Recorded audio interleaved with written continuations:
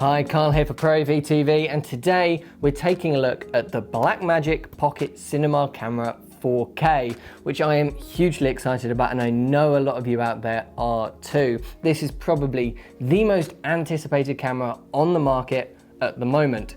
This is the very first one to come through the doors here at ProAV. I've nabbed the box straight away, come up here, opened it up so that I can share the experience with all of you guys. So today's video is just a very short little reminder basically of the camera and what the specs are. I know we all saw it at NAB and probably most of us have been following along.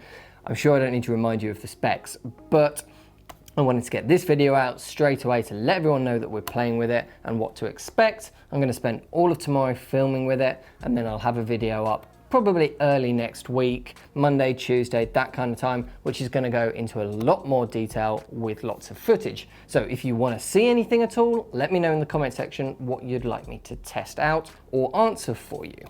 But let's do a little reminder of why this camera is so exciting. This is effectively their successor to the Pocket Cinema camera, which was very, very successful, but that had a Super 16 size sensor and could only do 1080p. This obviously is 4K, and it has a Micro Four Thirds size sensor in it. And it's not just any Micro Four Thirds size sensor either. It has a dual native ISO of 400 and 3200. Which is a really nice combination because 400 is nice and low for those bright outdoor days, and 3200 is nice and high for low light stuff. I mean, the further apart those two numbers are, the better as far as I'm concerned. And it is going to make this a lot better in low light than many other cameras which we've seen from Blackmagic so far.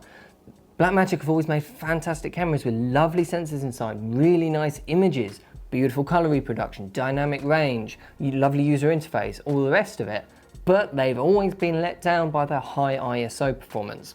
So this, all indications show us so far that this is going to be the camera that changes that. So I'm going to make sure I test some of that out for you guys tomorrow. That sensor should have 13 stops of dynamic range, and the 4K files can be recorded in either ProRes or Cinema DNG to an SD card or a CFast 2 card. Obviously what you can do at which frame rates will depend on what card and media solution you're choosing, but those are the two card slots it has, similar to what we've seen on the Ursa Mini Pro. But what's getting a lot of attention is this little USB-C port on the side, which is a really clever addition.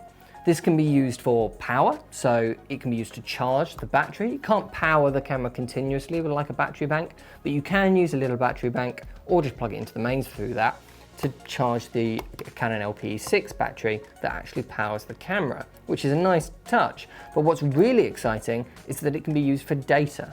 So you can plug in a little SSD and record your raw files straight out onto that SSD, which can even be the same SSD drive that you're going to use for editing, completely bypassing the CFast card or the SD card, which is fantastic, and is going to let us record those large data rate files like RAW, for example, onto much more affordable and larger capacity drives than if we were using CFast. So that is a really exciting touch. In fact, a lot of the cages we're seeing come to market, like I'm going to try out the Shape one very shortly, have got a little mounting system for an SSD drive, because I think that is how a lot of people are going to be using this.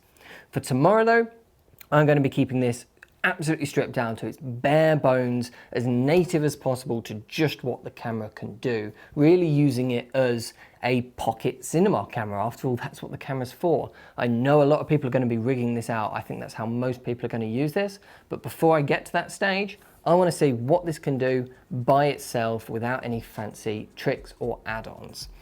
So if you want to see anything from my video tomorrow, please do let me know.